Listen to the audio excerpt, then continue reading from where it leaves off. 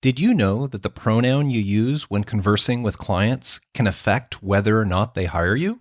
Stick around as I explain.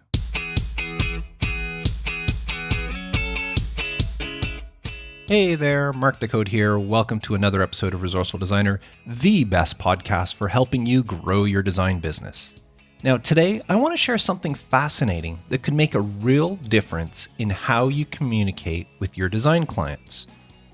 Now, you know that as designers running our own businesses, we often try to sound bigger or more professional by using we when talking to clients, even though most of us are solopreneurs.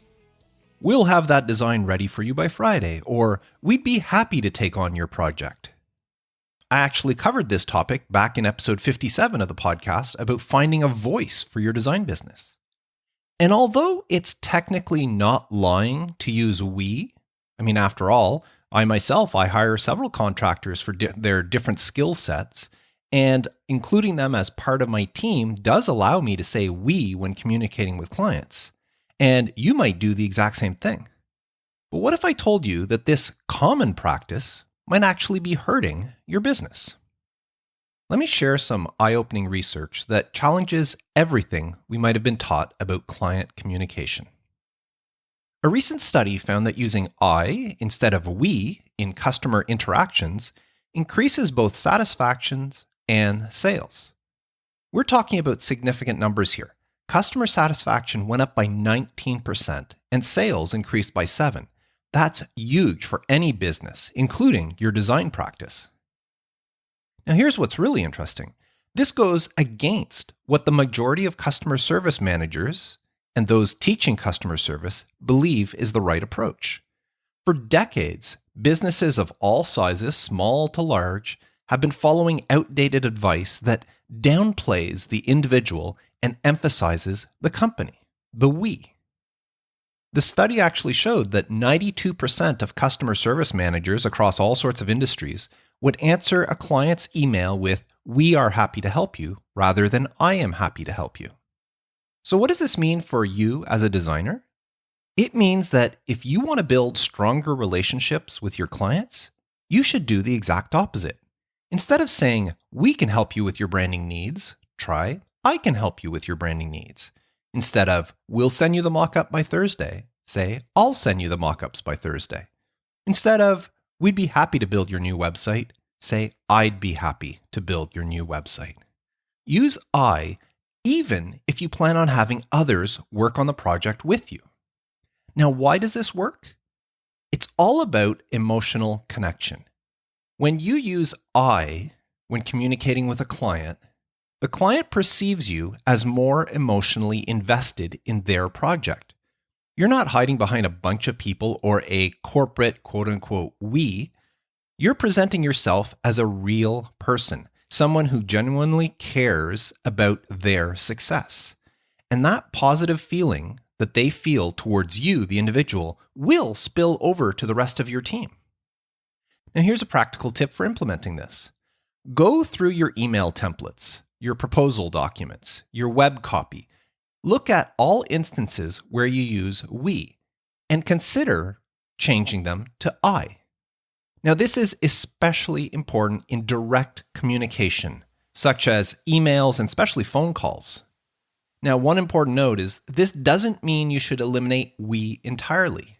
When you're actually collaborating with the client, phrases like, "We can work together to achieve your vision," are still valuable because we, in this case, includes you and the client. Or if you have an actual business partner, if you're not a solopreneur and you actually have a partner or multiple partners, using we may be more appropriate. However, even if you have partners or an actual team that you work with, you may want to still use I for your own communication in order to strengthen that personal connection with the client. Now, I also just want to quickly point out that this applies to English communication. I'm unsure how the effect of using I versus we would be different in other languages. But in English, from the study that I'm seeing, I should be used in place of we. Now, something else to remember is that this applies mainly to individual client interaction. It's still okay to use we in your advertising and your marketing materials, But when you're dealing one-on-one with someone, you should use I. Now here's something else I found surprising. In a study of top online businesses, 100% of them used at least one we in their communications, but only 45% of them used I.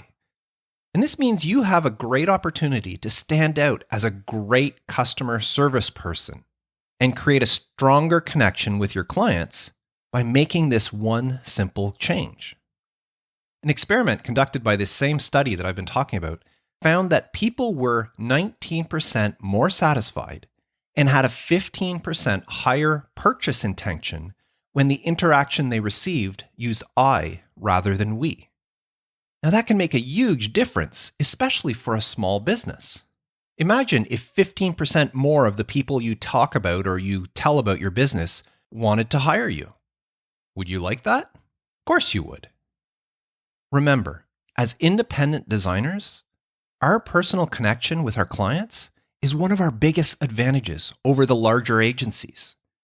Using I reinforces that personal touch and helps build stronger and more profitable relationships.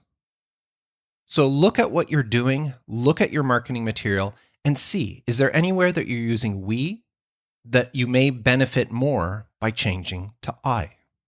It's a simple change that could have huge returns. And that's what I wanted to talk about today. Now, if you found this episode helpful, don't forget to subscribe or follow to Resourceful Designer wherever it is that you're listening right now, and that way you'll never miss an episode in the future. I'd also love if you became a part of the Resourceful Designer community at resourcefuldesigner.com/community, where we have discussions like this and so many more things that help us grow our design business on a regular basis. So if you're serious about yours, you should consider joining.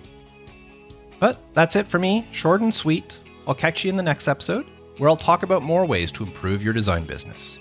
Until then, I am Mark Decote, reminding you to stay creative.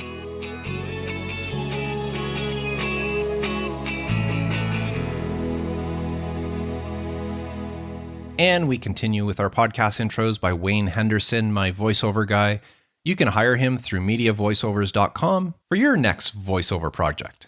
And now, your host. He recently tried sushi for the first time, and he really liked it. Mark Decote. Yep, yum, yum, yum. And I'm already looking forward to trying more varieties.